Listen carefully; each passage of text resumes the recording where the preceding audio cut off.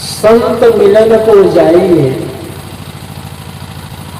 तो जी माया अभिमान, जो जो पग आगे धरे कोटिन यज्ञ समान।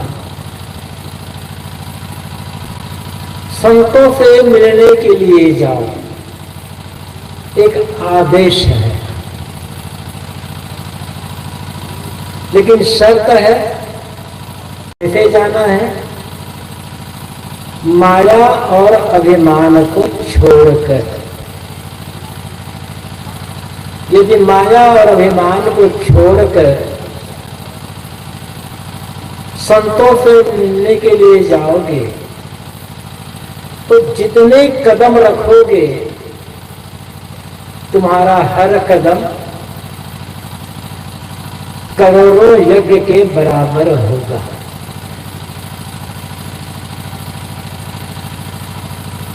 पहले जमाने में बड़े बड़े यज्ञ हुआ करते थे, यज्ञों की बड़ी महिमा और कहा जाता था, मान्यता है कि जो आदमी अपने जीवन में 100 यज्ञ कर लेता था वह स्वर्ग का राजा इंद्र हो जाता था। इसलिए जब जो स्वर्ग की गद्दी पर बैठता था इंद्र, जब देखता था कि अमुक राजा ने या अमुक व्यक्ति ने 40-50 यज्ञ कर लिया है तो घबरा जाता था कि ये 100 यज्ञ कर लेगा तो मेरी गद्दी छीन लेगा। इसलिए उस राजा और व्यक्ति के यज्ञ को इंद्र भंग करवा देता था, किसी बात से बाधा डाल देता था कि ये 100 यज्ञ न करने पाए। एक महिमा की बात है। वेदों में और वैदिक साहित्य में ये कहा गया है कि अमुक यज्ञ करने से स्वर्ग मिलेगा, अमुक यज्ञ करने से धन मिलेगा, अमुक यज्ञ करने से राज्य मिलेगा, अमुक यज्ञ करने से संतान की प्राप्ति होगी, अमुक यज्ञ करने से बीमारी से छुटकारा मिलेगा। बहुत है, जो चाहो सो यज्ञों से प्राप्त कर सकते हो। एक विज्ञापन, जैसे आज लोग अपने व्यापार का विज्ञापन करने के लिए बड़े बड़े होर्डिंग लगाते हैं, महिला करते हैं, वैसे ही है। लेकिन यज्ञ की बड़ी महिमा थी, इसलिए साखी में कहा गया है कि माया और अभिमान को छोड़कर संतों से मिलने के लिए जाओगे तो प्रत्येक कदम में करोड़ों यज्ञ का फल मिलेगा। हकीकत क्या है? यज्ञ है क्या? लोक कल्याण के लिए, समाज की भलाई के लिए जो कर्म किए जाते हैं वो यज्ञ होता है, जिसमें अपना कोई व्यक्तिगत स्वार्थ ना हो। अपने स्वार्थ से रहित होकर जब हम यज्ञ कोई काम करते हैं तो हर हमारा काम यज्ञ बन जाता है। आप किसी भूखी को भोजन करवा रहे हो तो मानो यज्ञ हो रहा है। किसी गरीब की सेवा कर रहे हो, नंगे को कपड़े दे रहे हो, रोगी को औसत दे रहे हो तो मानो यज्ञ हो रहा है। कहीं विद्यालय बना दिए, कहीं हॉस्पिटल बना दिया, अपने अपने खर्चों से, मानो यज्ञ हो रहा है। जिसमें समाज का भला हो वो सब काम यज्ञ है। मैं इधर विस्तार में न जाऊंगा, अपनी मूल बात पर आता हूं। एक आदेश है लोगों को कि संतों से मिलने के लिए जाओ। पहली शब्द बात तो यह है, संतों से मिलने के लिए क्यों जाएं और संत कौन हैं? दो प्रश्न है। संतों से मिलने के लिए जाने का अर्थ क्या है? क्यों संतों से मिलने के लिए जाएंगे? मिलने के लिए जाएंगे तो निकट बैठना होगा। हम पानी के निकट बैठते हैं तो हमें शीतलता मिलती है, आग के नजदीक बैठते हैं तो हमें उष्णता मिलती है, गर्मी मिलती है। बराबर चोर के पास बैठोगे तो धीरे धीरे चोरी का ज्ञान हो जाएगा, खुद चोर जैसे बन जाओगे। और चोरी नहीं भी करोगे तो बदनामी तो हो जाएगी कि अब ये आदमी चोर के पास बैठता है बराबर, तो जरूर चोरी सीख रहा होगा या चोरी करता होगा। शराबी की संगत करो, लोग संदेह कर लेंगे ये आदमी मानो शराब पीना शुरू कर दिया। किसी डॉक्टर के पास बैठो बराबर, और डॉक्टर की बात को बड़े ध्यान से सुनो, उसके क्रियाकलाप को देखो, तो देखते जब सुनते सुनते कुछ दवाई का, कुछ रोग का, रोग के निदान का ज्ञान हो जाएगा। किसी अच्छे वकील के पास बैठोगे बराबर, उसकी बातों को सुनते रहोगे, क्रियाकलाप को देखते रहोगे, तो वकालत का, कानून की धाराओं का कुछ ज्ञान हो जाएगा। हम जिसके निकट बैठते हैं, यदि सही ढंग से बैठते हैं तो उस आदमी की चाल चलन, उसके गुण, कर्म, स्वभाव का प्रभाव हमारे जीवन में पड़ता चला जाता है। ऐसे ही यदि संतों से मिलने के लिए जाएं और उनके निकट बैठेंगे तो संतों का जो आदर्श है, उनका उज्जवल जो चरित्र है, उनके जीवन में जो त्याग तप है, उनकी जो शुद्ध रहनी है, उनका प्रभाव जीवन में हमारे आने लगेगा। इसी को कहते हैं उपासना। उपासना का एक अर्थ होता है भक्ति, पूजा, किंतु उपासना का अर्थ होता है निकट बैठना, पास में बैठना। उप और आसना, उप का अर्थ होता है निकट और आसना का अर्थ होता है बैठना, निकट बैठना। किसी संत के निकट बैठो मानो संत उपासना कर रहे हो, लेकिन केवल शरीर से नहीं। संतों मिलने जाते हैं तो संत देखने में नहीं जाते हैं कि कितने सुंदर है वो, कैसे कपड़े पहने हैं। मिलने जाने का अर्थ होता है उनके ज्ञान को सुनना, उनके जीवन की रहनी को देखना। इसके लिए मिलने के लिए जाते हैं ना। तो जब बराबर ज्ञान की बातों को सुनेंगे, उनके चाल चलन को, कर्म को, आचरण को देखेंगे, तो धीरे धीरे हमारे मन में कुछ न कुछ प्रभाव आता जाएगा। लेकिन बैठने का अर्थ है अपने मन को गुरु का जो ज्ञान है, संतों का जो ज्ञान है, उसके निकट बैठाना, ये उपासना है। इसीलिए कहा गया संत मिलन को जाए, संतों मिलने के लिए जाओ। और संत का मतलब क्या होता है? आगे तो कह दिया गया है कि संत मिलन को जाइए, तज माया अभिमान, माया और अभिमान को छोड़ करके जाओ। लेकिन किस संत के पास जाए? संत कौन है?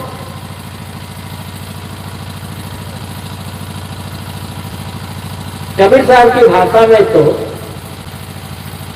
जितने मनुष्य हैं सब संत हैं। क्यों? क्योंकि सबका जो स्वरूप है, सबकी जो वास्तविकता है, वो शांत है। जीव का असली स्वरूप क्या है? शांति। इसीलिए हर आदमी शांति चाहता है, हर आदमी शांति की तलाश में भटक रहा है। तो हर मनुष्य अपने स्वभाव से शांत है, किंतु भूल गया है। क्यों भूल गया? माया और अभिमान में पड़ गए। जितना माया और अभिमान में पड़ते जाएंगे, उतना अपनी शांति को खोते चले जाएंगे। और यदि शांति खो गई, मन में शांति नहीं है, तो दुनिया में कहीं भी चले जाओ, कुछ भी पालो, सुखी नहीं हो सकोगे, प्रसन्नता से जीवन व्यतीत नहीं कर सकोगे। मन में प्रसन्नता तब आएगी, मन में खुशी और सुख का अनुभव तब होगा जब मन शांत होगा। शांति कब आएगी? जब मन की चंचलता का त्याग होगा, तब शांति आएगी। और मन चंचल क्यों होता है? माया और अभिमान के कारण। जैसे एक तालाब है, तालाब में स्वच्छ पानी भरा हुआ है, बिल्कुल निर्मल जल भरा है। हम तालाब के निकट जाते हैं, खड़े होते हैं, तो तालाब के पानी में हमारे शरीर का प्रतिबिंब दिखाई पड़ता है, एकदम साफ साफ। किंतु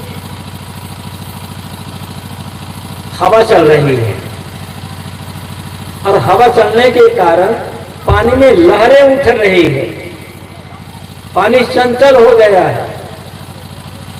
अब तालाब के पानी के निकट खड़े हो गए तो प्रतिबिंब दिखाई नहीं पड़ेगा, दिखेगा भी तो एकदम धुंधला हिलता हुआ, समझ में नहीं आएगा, पहली बात तो दिखाई नहीं पड़ेगा। क्यों? पानी स्थिर नहीं है, चंचल है।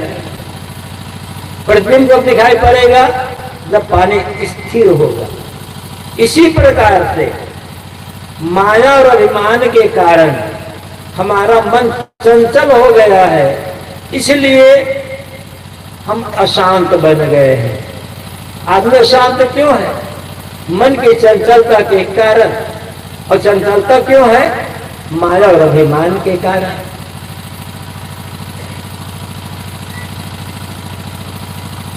तो जिस किसी ने, चाहे कहीं रहता हो, किसी भी प्रकार का कपड़ा पहनता हो, सफेद पहनता हो, लाल पहनता हो, रंग बिरंगा पहनता हो, जैसा भी कपड़ा पहनता हो, जिसने माया और अभिमान का त्याग कर दिया है, वो संत है कि उसका मन शांत हो गया है। कपड़ा से कोई संत नहीं होता है। हमने कपड़ा पहना सफेद, आप हमें संत कह सकते हो, किंतु हम संत तभी होंगे जब हमारे मन से माया का लोभ मिटेगा और अभिमान मिटेगा। जब तक माया और अभिमान का त्याग नहीं होगा, कपड़ा पहनने से कोई संत नहीं होगा। और माया और अभिमान का त्याग नहीं होगा तो शांति नहीं मिलेगी। तो संत कौन है? जिसका मन शांत है वो संत है। हमारे कपड़े में हो, आपके कपड़े में हो, या देवियों के कपड़े में हो, किसी भी कपड़े में हो, जिसका मन शांत है, उद्रेकित नहीं है, चंचल नहीं है, अशांत नहीं है, वह व्यक्ति संत है। अब ऐसे जो शांत मन वाले हैं, उनके निकट जाएंगे, उनके निकट बैठेंगे, उनकी बातों को सुनेंगे, तो धीरे धीरे उनके प्रभाव से, उनकी बातों को मानकर जीवन जीने से हमारे मन की चंचलता मिटती जाएगी। और जितनी चंचलता मिटती जाएगी, उतना मन शांत होता जाएगा।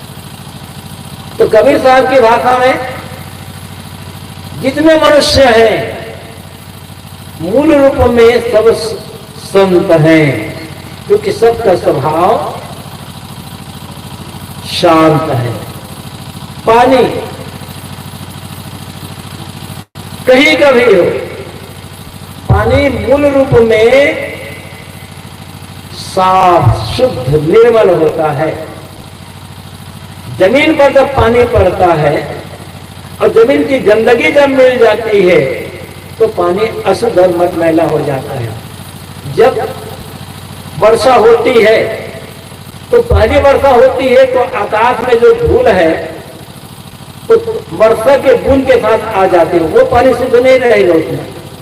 लेकिन एक दो बार वर्षा हो गई, आकाश साफ हो गया, अब आकाश से जो वर्षा हो रही है उसका जो पानी है बिल्कुल शुद्ध है, तो उसमें कोई मिलावट नहीं है।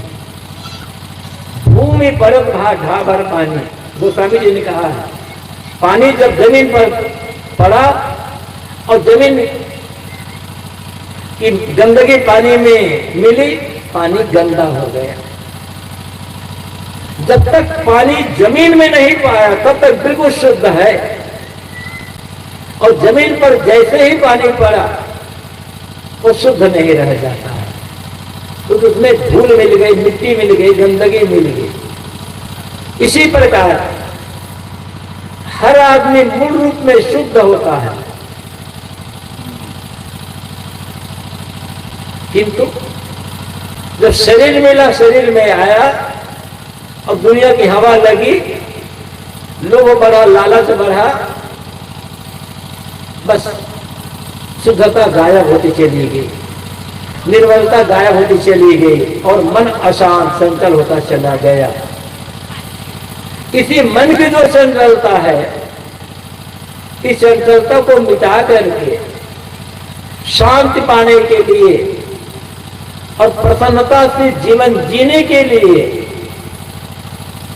संतों के पास जाने की आवश्यकता है।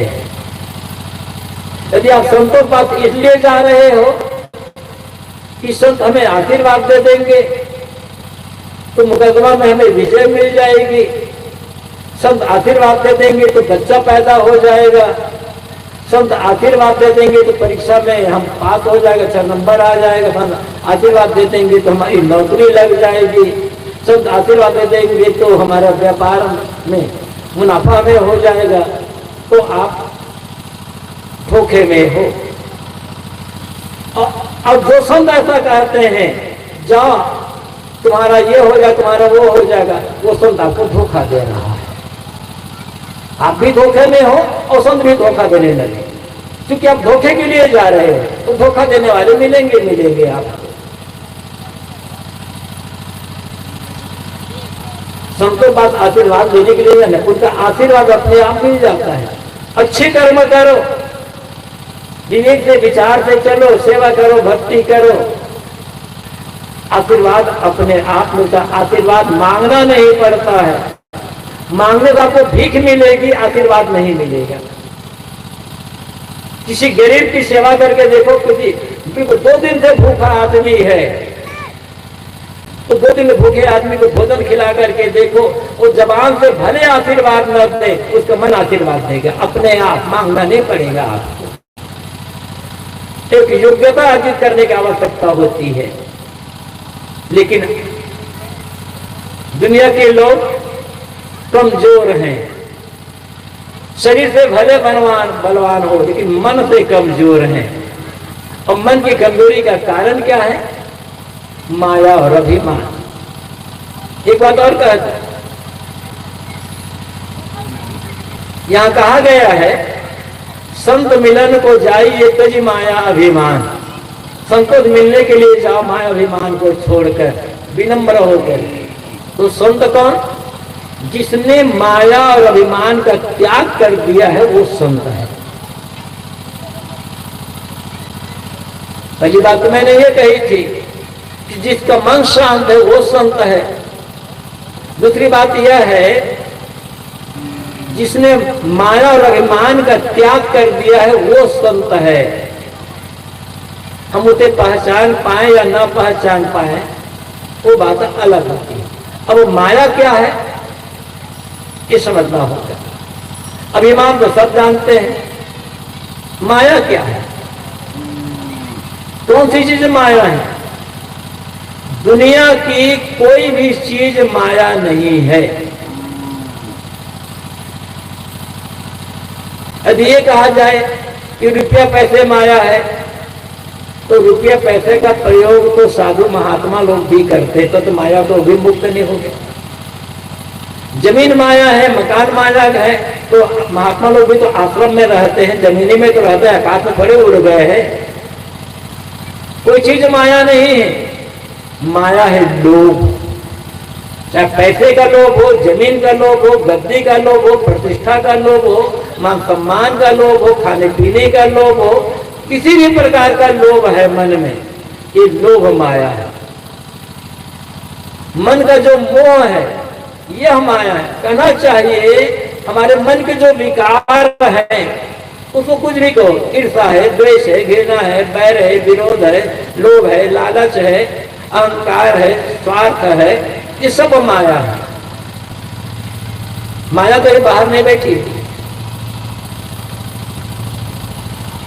इसलिए कहना कि अमुक चीज माया है, कोई चीज माया नहीं है। साहब ने कहा है मन माया तो एक है, माया मन ही समाया, तीन लोग संशय परी में काई कहो समझाए। मन और माया दोनों एक ही बात है। मन को हटा दो तो माया कहीं नहीं होगी, और जहां मन है तो माया है। कौन सा मन? जो मन दुनिया की तरफ भागा जा रहा है, जिस मन में लोभ मोह है वह मन माया है। सदगुरु कबीर ने यह कहा है, मन माया की कोठरी तब संशय का खोट। मन क्या है? माया की कोठरी है। जिस कोठरी में जो भरा होगा, कोठरी खोलने पर वही चीज निकलेगी। अब कोठी में अनाज भरे हो, धान भरे हो तो कोठी से धान निकलेगा, गेहूं भरे हो गेहूं निकलेगा, अरहर भरे हो अरहर निकलेगी। कोई कोठरी है, गाय है बंधी, वहां पर खोलो तो गाय निकलेगी, बकरी बंधी बकरी निकलेगी। कोठी या कोठरी में जो भी होगा, खोलने पर वही चीज वहां से निकलेगी। ऐसे ही हमारा मन, चाहे माया की कोठी कहो चाहे माया की कोठरी कहो, सुबह उठते ही जैसे रात में सोए हैं गाढ़ी नींद, जब आप गाढ़ी नींद में सो जाते हैं तो एकदम कितने शांत रहते हैं। क्यों? क्योंकि उस समय मन भी सोया रहता है, शुभ कराता है, कोई विचार मन में नहीं रहता। इसलिए लोग कहते हैं आज इतनी गहरी नींद में सोया कि बड़ी शांति मिली। क्यों? उस गहरी नींद में मन ने काम करना बंद कर दिया, और मन ने काम करना बंद कर दिया तो न सुख रहा न दुख रहा, क्योंकि लोग लालच ही नहीं रहा, इसका घृणा ही नहीं रहा गया। लेकिन जैसे नींद खुली, किसी पुरानी बात की याद आ गई, गुस्सा आ गया मन में, माया खड़ी हो गई। किस चीज की याद आ गई? लोभ हो गया मन में, माया खड़ी हो गई। आपकी नींद खुली, देखा कि बेटा बहू भी सोए हुए जागे नहीं है, उसके लिए कुछ गलत भाव आ गए मन में, माया खड़ी हो गई। जैसे जागते हैं माया खड़ी हो जाती है सामने, और दिन भर माया का खेल चलता रहता है। काम करना माया नहीं है, ये खेती करना, किसानी करना, नौकरी व्यापार करना, ये माया नहीं है। ये तो जीवन निर्वाह के धंधे हैं, इन्हें तो करना ही पड़ेगा। किंतु ये सब करते हुए जब किसी के लिए छल आ जाता है, थोड़ी थोड़ी जमीन के लिए, थोड़े रुपये के लिए, थोड़े खाने पीने की चीजें के लिए, कुछ कपड़ों को गहनों के लिए, पद प्रतिष्ठा के लिए, मान सम्मान के लिए, मन में जब छल आ गया, कपट आ गया, बस माया खड़ी हो गई। थोड़ी थोड़ी चीजों के लिए लोग कैसे कितने झूठ बोल जाते हैं, ये झूठ माया है, चीज माया नहीं है। चीज के लिए अपने झूठ बोला, छल किया, कपट किया, बेईमानी किया, ये सब माया है। और जितना लोभ बढ़ेगा उतनी माया बढ़ेगी, क्योंकि उतना झूठ बोलोगे। हम ऐसा कर देंगे, हम वैसा कर देंगे, हम ये कर देंगे, और आप लोभ में आ गए, क्योंकि अब लोभ में आया, माया में पड़ गए। और जो कहते हैं हम आपके लिए ऐसा कर, हम आपको वैसा कर देंगे, वो खुद माया में पड़ा हुआ है पहले से। जो माया से मुक्त हो वो ऐसा आशीर्वाद नहीं देगा किसी को। कोई संत हो, किसी भी मत पंथ का संत हो, कपड़ा चाहे जिसका जैसा हो, सच्चे संत आपको धोखा नहीं देंगे। वो तो कहेंगे बेटा जैसे तुम मेहनत करो, जैसे तुम्हारी कमाई होगी वैसे चीज मिलेगी, अपने कर्म पर विश्वास करो। संत गुरुजनों का काम है रास्ता बताना, संतों का काम है, महात्माओं का काम है एक सही रास्ते पर, ईमानदारी के रास्ते पर, सच्चाई के रास्ते पर, त्याग के रास्ते पर, सेवा के रास्ते पर चलना, वो बताएंगे। अब वो जो रास्ता बता रहे हैं उस रास्ते पर जब हम चलेंगे तब हम पहुंचेंगे। हमारी बात पकड़ करके कोई संत हमें चला नहीं सकेगा जबरदस्ती, जब तक हमारा मन नहीं होगा। तो संतों का काम है, महात्माओं का काम है रास्ता बताना, उपदेश देना, प्रेरणा देना। अब चलना है या नहीं चलना है हमारी मर्जी। हम चलना नहीं चाहते क्योंकि चलने में मेहनत है, इसीलिए हम चाहते हैं महाराज आशीर्वाद दे दीजिए। हर चीज आशीर्वाद से हम पाना चाहते हैं, तो जितना आशीर्वाद से पाना चाहोगे बिना मेहनत के उतना धोखा खाओगे, क्योंकि माया में पड़ गए। याद रखना होगा हमारे कर्म किए बिना हमें कोई कुछ दे नहीं सकता है, बाहर चीजें दे सकता। हम कर्म न किए करें, लोग हमें रुपया दे देंगे, खाने के लिए चीजें दे देंगे, मकान दे देंगे, दुकान दे देंगे, कपड़ा दे देंगे, लेकिन भीतर की जो चीज है वो हमें कोई देगा नहीं, वो देने की चीजें नहीं है। और बाहर को कोई कब तक देता रहेगा, एक समय ऐसा आएगा देने वाले को भी चुप हो जाना पड़ेगा, तब क्या करेंगे। इसलिए हमारी कमाई, हमारी मेहनत ये साथ देगी। बाहर लोग हमारी सहायता कर सकते हैं, भीतर सहायता नहीं कर सकते। तो संत मिलन को जाइए तो जी माया अभिमान, माया छोड़ो, अर्थात लोभ छोड़ करके जाओ, स्वार्थ छोड़ करके जाओ। लोभी आदमी सदैव धोखा खाएगा, और लोभी आदमी को चाहे कितना भी क्यों ना मिल जाए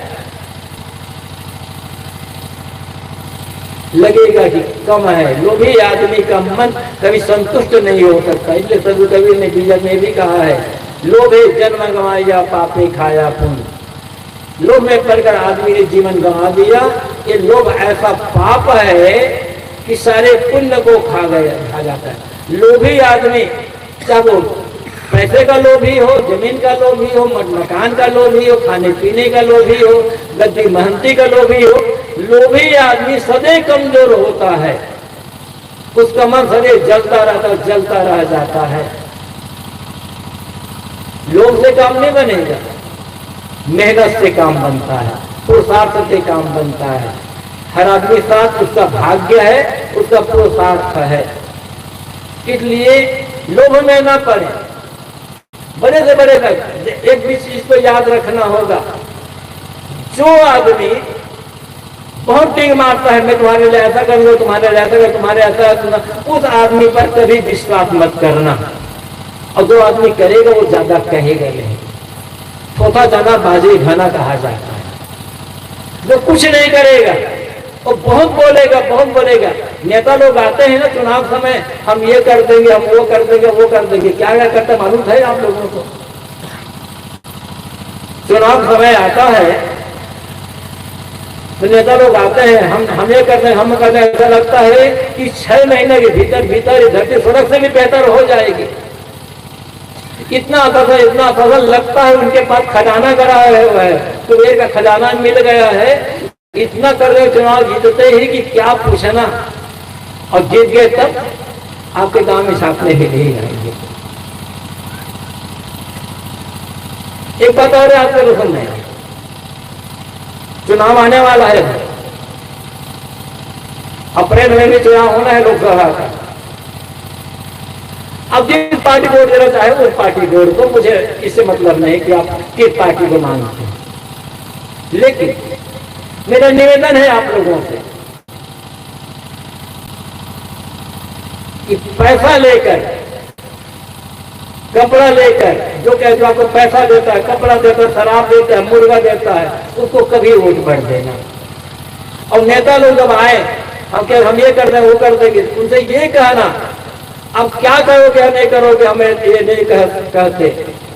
आप हमारे आसपास में कोई अच्छा हॉस्पिटल नहीं का, अच्छा हॉस्पिटल बनवा दो हमारे इतना, हम विद्यालय नहीं वैसे विद्यालय बना दो। ये चीज की मांग करो। पैसा लेकर के वोट दोगे तो अपना वोट बेच रहे हो, धोखा खाओगे सदे। मैं कहा करता हूं और लोग भी कहते हैं, चुनाव का समय था, थोड़ा बात करनी लगेगी भाई आप लोगों को। चुनाव का समय था,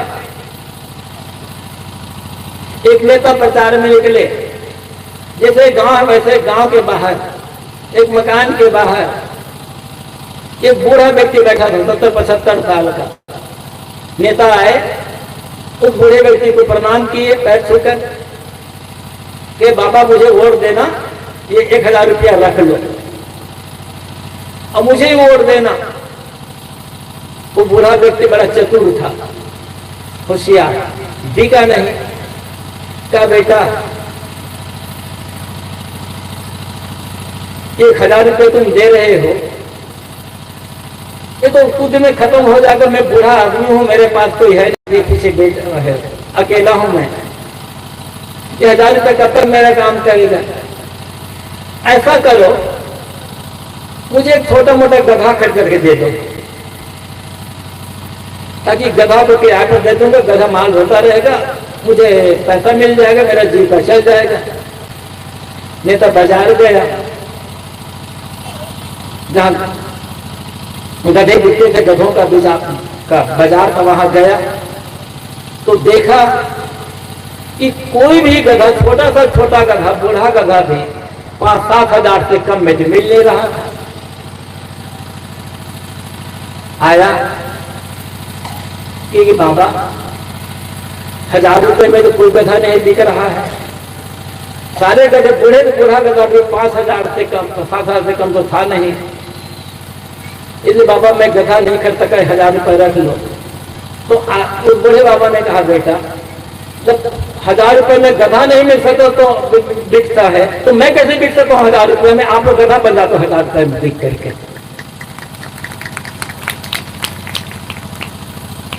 गधा ना बनो, इंसान रहो।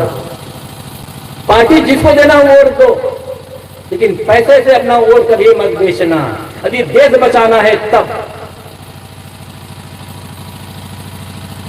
तो मैं तो ये कह रहा था कि जो बहुत आश्वासन देगा उसकी बातों में आना मत, और जो कहता नहीं करता है उस बात पर विश्वास करना। या क्योंकि बात माया की चल रही है, तो बाहर माया कहीं नहीं है, माया भीतर है। मन का जो मोह है, कहते हैं मन के जो भी विकार है वो सब माया है। तो हम इतने बड़े आदमी हैं, हम बड़ी जाति में पैदा हुए हैं, हम बहुत पढ़े लिखे हैं, ये भावी माया, उसका अहंकार आ जाता है। आगे जगह कहा है, लोभ छोड़ करके, मोह छोड़ करके कुछ भौतिक चीज मांगने के लिए मत जाओ, कल्याण का रास्ता पूछने के लिए जाओ, संतों पर जाओ। और कैसे जाना है? अभिमान छोड़ कर, विनम्र होकर के जाना है। विनम्रता आदमी का एक ऐसा गुण है जो आदमी को निरंतर ऊपर उठाती चली जाती है।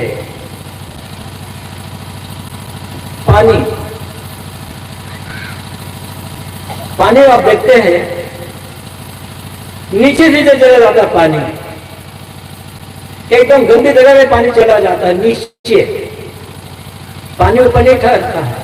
पानी छोड़ दो, जहां रास्ता मिलेगा, ढाल मिलेगी, वहां पानी बह जाएगा, नीचे नीचे चला जाएगा पानी, और पानी नीचे जाकर के पेड़ पौधों को सींच देता है और पेड़ पौधे हरे भरे हो जाते हैं। और पानी में एक गुण है, नीचे नीचे चला जाएगा, अहंकार नहीं करेगा, लेकिन कितना जीवन देता सबको। और पानी, यदि पानी है नीचे है, गंदा भी है पानी, पानी की बात तो विनम्रता की बात आई है। पानी गंदा है, पानी कितना भी गंदा हो, पीने के भले काम ना आए, लेकिन आग बुझाने का काम आएगा पानी। गंदा सा गंदा पानी भी आपकी आग को बुझा देगा, आग कहीं भी जलती है। ऐसे ही ऐसा बनना है कि हम दूसरों की आग को बुझाने वाले बन सकें। सेवा तो न कर पाए कोई बात नहीं है, किसी को दे ना पाए कोई बात नहीं, किसी की प्यास न बुझा पाए कोई बात नहीं, लेकिन दूसरों की आग को, दूसरे का मन जो जल रहा है, दूसरे के मन में जो गर्मी है, माया की गर्मी, अहंकार की गर्मी, उस गर्मी को शांत करने का तो हम काम कर सकते हैं ना, सेवा करके, मीठी वाणी बोलकर, मीठा व्यवहार करके, अच्छे स्वभाव से, इतना तो हम कर सकते हैं। विनम्रता, विनम्रता। और जो विनम्र होगा तो उससे अपना आदमी में दो गुण होना चाहिए, एक सेवा और एक विनम्रता। रामायण की कहानी हर कोई जानता है। राम और रावण बड़े प्रसिद्ध हैं। राम और रावण की लड़ाई हुई। राम पक्ष में सबसे कुशल योद्धा कोई है और जो हर काम करने को तैयार है, हर जगह हाजिर हो जाता है, वो है हनुमान जी। हनुमान ना होते तो शायद राम को रावण पर विजय करने में बड़ी कठिनाई होती। हर जगह काम, हर जगह काम। वाल्मीकि रामायण में एक प्रसंग आता है, लड़ाई खत्म हो गई है, शाम का समय है, सूर्यास्त हो गया है, लड़ाई खत्म हो गई है, दोनों पक्ष की सेना अपने अपने कैंप में लौट चुकी है। तो जो लोग मर गए हैं उनकी तो बात नहीं है, किंतु जो घायल है, जीवित हैं, उनको तो बचाया जा सकता है। तब रामदल से सुग्रीव, अंगद, हनुमान या अन्य और जो खास खास लोग थे, दीपक लेकर बानर सेना की तलाश में निकले कि कौन कौन जीवित हैं और किनको चिकित्सा की आवश्यकता है। खोजते खोजते जब आगे बढ़े तब एक जगह देखा कि जामवंत एकदम घायल पड़े हुए हैं। उठाया गया, पानी वाली छिड़का, थोड़ा सा कुछ हवा वाली है, जामवंत को होश आया और होश आते ही जामवंत पूछते हैं, अरे हनुमान जीवित है कि नहीं जीवित है? लोगों को बड़ा आश्चर्य हुआ। ये नहीं पूछते कि राम जीवित है या नहीं है, लक्ष्मण जीवित है या नहीं है, अंगद और सुग्रीव जीवित है या नहीं, क्योंकि बांग्लों का राजा तो सुग्रीव है और अंगद युवराज है। तो जामवंत न ये पूछते हैं कि राम जीवित है कि नहीं, हनुमान जी, सुग्रीव जीवित है नहीं, लक्ष्मण जीवित है नहीं, सबसे पहले पूछते हैं कि हनुमान जीवित है या नहीं है। तो किसी ने जामवंत से कहा, हनुमान के लिए आपके मन में इतना मोह क्यों है, आप हनुमान को क्यों पूछते हैं? आप ये क्यों नहीं पूछते कि राम जीवित है या नहीं, लक्ष्मण जीवित है नहीं, या सुग्रीव जीवित है नहीं? हनुमान के लिए आपके लिए इतना प्रेम किस लिए, ये पक्षपात किस लिए? तो जामवंत कहते हैं, यदि हनुमान जीवित है तो सब जीवित हो सकते हैं, हनुमान मर गए सब मर गए। तो लेकिन हनुमान कितने विनम्र है, न गद्दी की लालसा, न सबसे पीछे। हनुमान की विशेषता क्या है? सेवा करने में सबसे आगे, और कुछ पाइए तब सबसे पीछे। यदि आगे बढ़ना चाहते हैं, शांति चाहते हैं, कल्याण चाहते हैं, अब घर में भी रहते हैं, घर के लोगों से सम्मान पाना चाहते हैं, घर के लोगों के दिल उनकी जगह बनाना चाहते हैं, जब भी कठिनाई आए, कठिनाई झेलने में आगे रहो, और जब भोग का अवसर आए तब पीछे हट जाओ। स्वार्थ आ जाता पीछे हट जाओ, सबके दिल में अपने आप जगह बन जाएगी। और जो आदमी सुख है, सुविधा है, स्वार्थ है, तो आगे चला गया, और संकट आया तब पीछे हट गया, हम तो नहीं जानते, वह आदमी अपने घर वालों के दिल से उतर जाता है, कितना बड़ा क्यों ना। गुरु भी होगा तो अपने शिष्यों के दिल से उतर जाएगा। ऊपर उठना है, कुछ पाना है, कुछ सीखना है, कल्याण करना है, तो एक करना पड़ेगा, संकट में आगे और स्वार्थ में पीछे। बात चल रही है संत मिलन को जाइए तज माया अभिमान, अभिमान छोड़ करके जाओ, विनम्र। किसका अभिमान करेंगे? हमारा है क्या भला? खाली हाथ नंगे बदन को पैदा हुए हैं, अरे कुछ जन्म लेते समय कुछ लेकर के आए होते तब तो अहंकार करते, ये चीज मेरी है। सारी चीज तो यही मिली ना जन्म लेने के पश्चात, और यही छोड़कर चले जाएंगे, कुछ लेकर जा भी नहीं सकते। बीच में मिली, बीच में छूट जाएगी, फिर अहंकार किसका? विद्या का, बुद्धि का, ज्ञान का अहंकार, ये भी काम नहीं आएगा। ऐसा अवसर आ सकता है कि जो कुछ हम जान रहे हैं सब भूल जाएगा। बड़े बड़े बोलने वाले मौन हो जाएंगे। गुरुदेव जी की पंक्तियां है, बहुत बोलने वाले को भी मौन साधना होगा, बहुत जानने वाले को भी स्मृति होना होगा। ऐसे ऐसे लोग आए, बड़े प्रवक्ता, अंतिम समय में जबान से बात निकलना बंद। गामा पहलवान, हमारे देश के पहलवान, बड़े वीर, बड़े ताकत वाले, बड़े बड़े पहलवानों को पछाड़ दिया था। गामा पहलवान के लिए कहावत है कि दो कार खड़ी है सामने, गामा पहलवान दोनों कार को एक एक हाथ से पकड़ते थे, कार चालू करके ड्राइवर कार पहिया घूम करके रह जाता था, एक इंच आगे नहीं बढ़ पाता था। इतनी ताकत थी गामा पहलवान का। लेकिन जब बीमार पड़ा बुढ़ापा में, तब अपने शरीर की मक्खी उड़ाने की ताकत नहीं रह गई। किसका अहंकार करते हैं? महापंडित राहुल भगवत्यायन, जो पढ़े लिखे लोग हैं जानते होंगे, उन्हें महापंडित कहा गया क्योंकि वो 33 भाषा जानता था। 33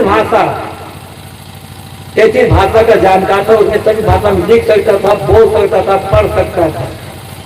200 से अधिक पुस्तकें हैं उनकी लिखी हुई। अंतिम समय दिल्ली में बीमार पड़े, और ऐसा बीमार पड़े सब कुछ भूल गया। लोग को जाता था मिलने के लिए, पूछते थे मैं पढ़ा लिखा आदमी हूं क्या? उनके मित्र मिलने गए थे, लौट कर राज बता रहे थे, यदि राहुल संप्रदाय जी गए होते उन्हें फिर से कथा पढ़ाना पड़ा। जो 33 भाषा का विद्वान है सब भूल गया, जीते यदि तो कथा पढ़ाना पड़ता। क्या है हमारे पास?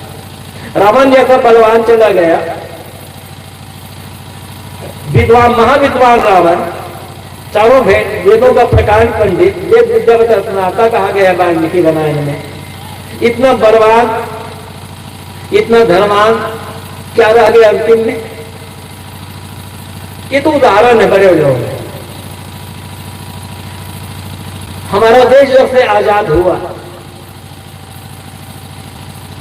14 प्रधानमंत्री हो चुके हैं आज तक, मोदी से पहले। कौन बैठा है यहां पर आज? कितने राष्ट्रपति हुए नाम भी मालूम नहीं होगा लोगों को। कौन बैठा है आज तक? जो है आज उन्हें भी जाना है, हमें और आपको भी जाना है। और ऐसे जाएंगे खाली हाथ, कुछ लेकर नहीं जाए, फिर किसका अहंकार? विनम्रता, विनम्रता, सरलता। खाली घड़ा होता है तब उसमें पानी भरा जा सकता है, जो घड़ा पहले से भरा हुआ उसमें क्या भरोगे। तो यहां पर आदेश है साखी में, संत मिलन को जाइए तजी माया अभिमान। जो व्यक्ति माया और अभिमान का त्याग कर देता है, जिसके मन में लोभ नहीं है, मोह नहीं है, छल कपट नहीं है, दुराव छिपाव नहीं है, झूठ नहीं है, अहंकार नहीं है, दिखावा नहीं है, निर्लोभ है, निर्माण है, विनम्र है, उस आदमी का जीवन यज्ञ जैसा बन जाता है। पवित्र मन से, अच्छे विचार से, भावनाओं से जो भी करेंगे यज्ञ बनेगा। छांदोग्य उपनिषद में घोर अंग्रेज ऋषि का वर्णन आता है। घोर अंग्रेज एक ऋषि हैं, आध्यात्मिक ऋषि हैं। उनके पास जाते हैं, कृष्ण जाते हैं, देवकी का बेटा कृष्ण, एकदम साफ को लिखा गया है, देवकी पुत्र कृष्ण की चर्चा आती है। कृष्ण घोरांगिरस के पास जाते हैं, शिष्य बन करके जाते हैं आध्यात्मिक ज्ञान पाने के लिए। और घोरांगिरस ने वहां कहा है, कृष्ण तुम्हारा ये जो जीवन है, ये समझो कि तुम्हारा जीवन ही एक यज्ञ है। और जीवन यज्ञ के किसी यज्ञ के 5 भाग होते हैं। उसमें दक्षिणा बताई गई, 5 प्रकार दक्षिणा, अहिंसा, सत्य, अस्तेय, आर्जव और तप। ये जीवन यज्ञ की 5 दक्षिणा है।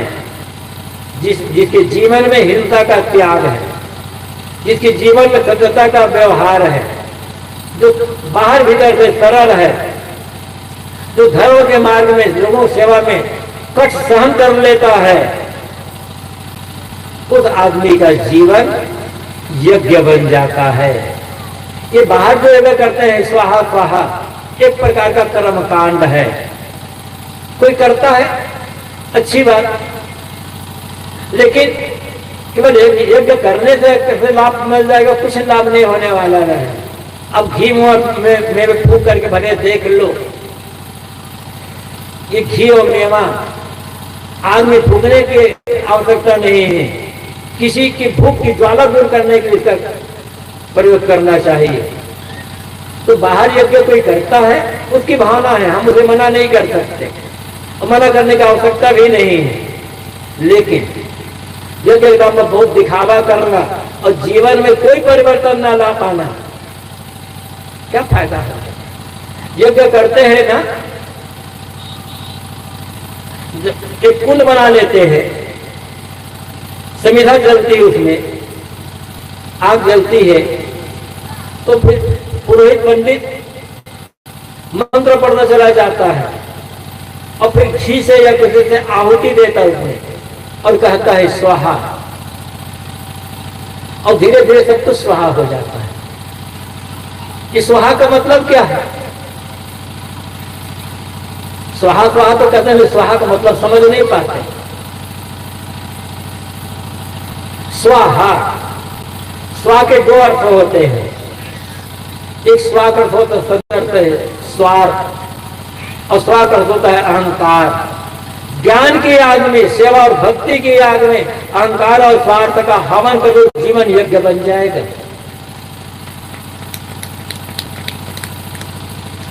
बाहरी अगर करो या न करो, किंतु जिस व्यक्ति ने अपने अहंकार का विसर्जन कर दिया, अहंकार की आहुति दे दिया और अपने स्वार्थ की आहुति दे दिया, वो व्यक्ति का जीवन चलता फिरता यज्ञ है। और ऐसा कोई भी व्यक्ति कर सकता है। इसी का ज्ञान पाने के लिए संतों के पास जाना है। कैसे ये जीवन मिला हुआ है अनमोल, जिसके लिए कहा गया है बड़े भाग्य मानो तर पावा, बड़े सौभाग्य से ये जीवन मिला है। आप और हम सब यहाँ जितने लोग बैठे हुए हैं या जितने भी मनुष्य है, सब महासौभाग्यशाली है, क्योंकि मनुष्य शरीर में आए हुए हैं। और मनुष्य का जीवन दुखी होने के लिए नहीं मिला है। मनुष्य का जीवन दुख से मुक्त होने के लिए मिला है। एक बाहर का दुख होता है, एक भीतर का दुख। बाहर का दुख तो भले लोगों के पास ना हो, भीतर का दुख तो बहुत ज्यादा है। बाहर ठंडी पड़ रही तकलीफ हो सकती है, गर्मी पड़ रही तकलीफ हो सकती है, मच्छर काटता तकलीफ होगी, शरीर में रोग लग गया तकलीफ हो सकती है। लेकिन इन सब परिस्थितियों में भी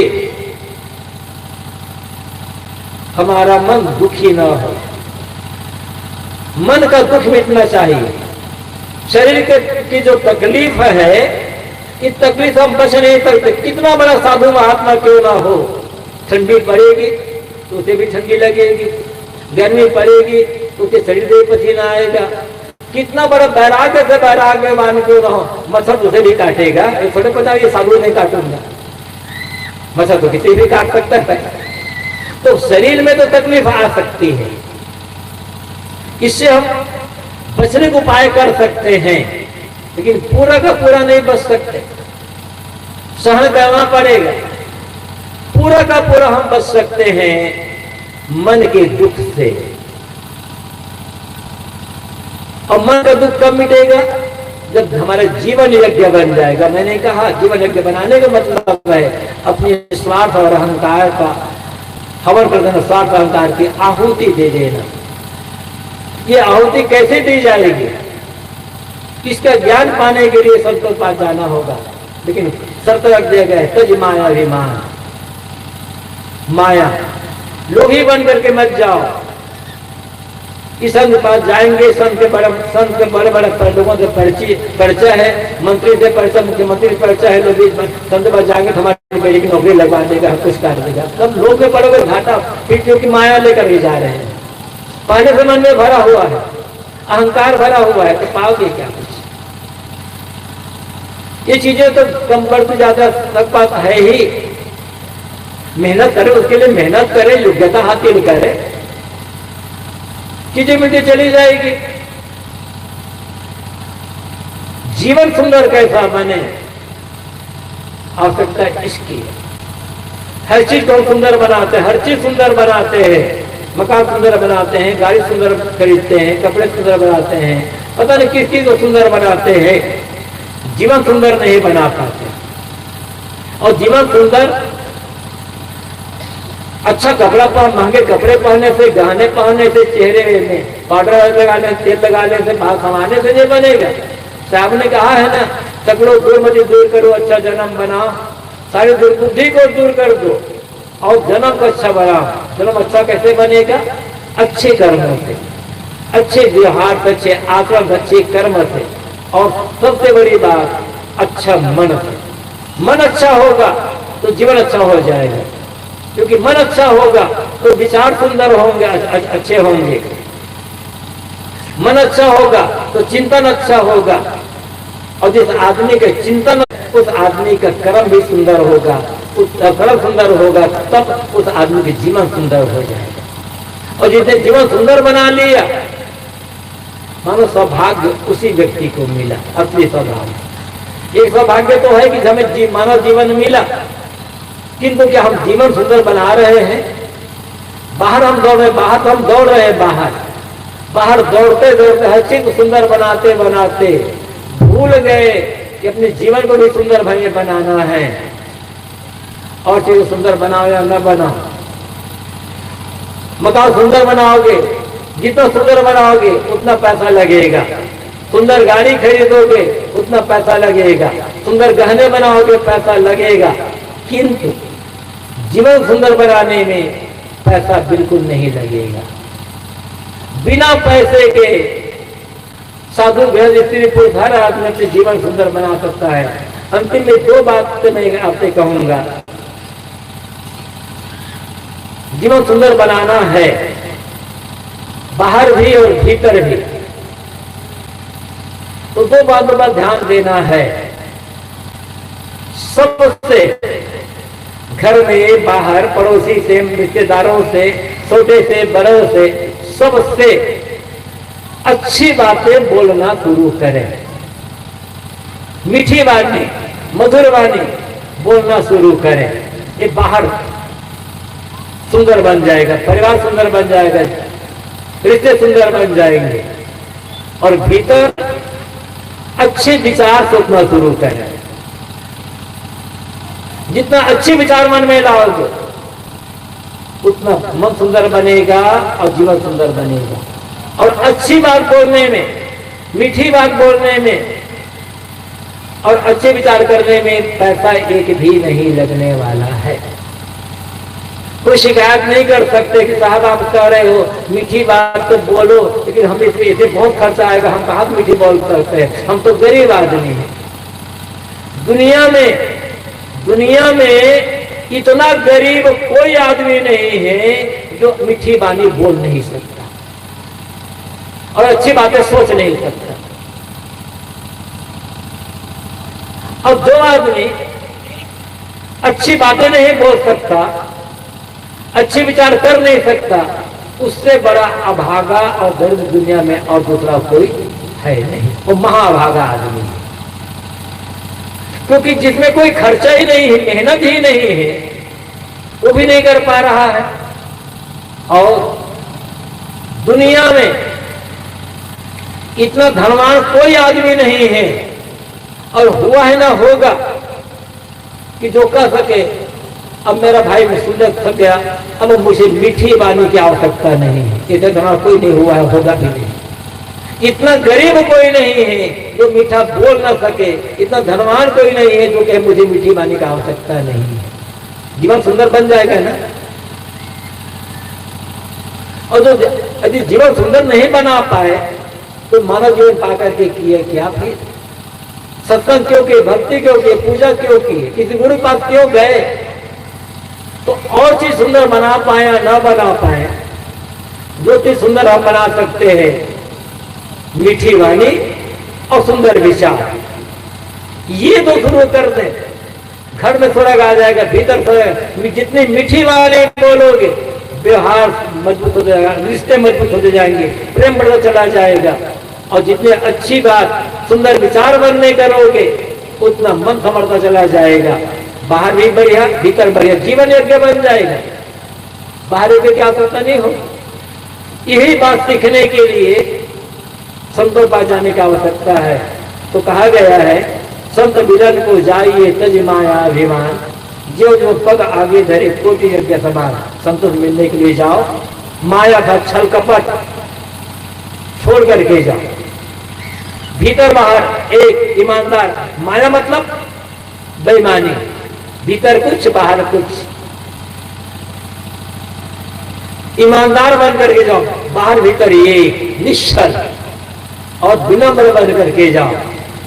और जब हम ऐसी पात्रता आ जाएगी तो हमारा व्यवहारिक जीवन सुंदर कैसे बने और पारमार्थिक जीवन सुंदर कैसे बने, इसकी कला हमें मालूम हो जाएगी। और जैसा सौभाग्य जीवन का मिला हुआ है वो सौभाग्य हमारा सार्थक हो जाएगा। इसी के लिए कहा गया संत मिलन को जाइए तजी माया अभिमान।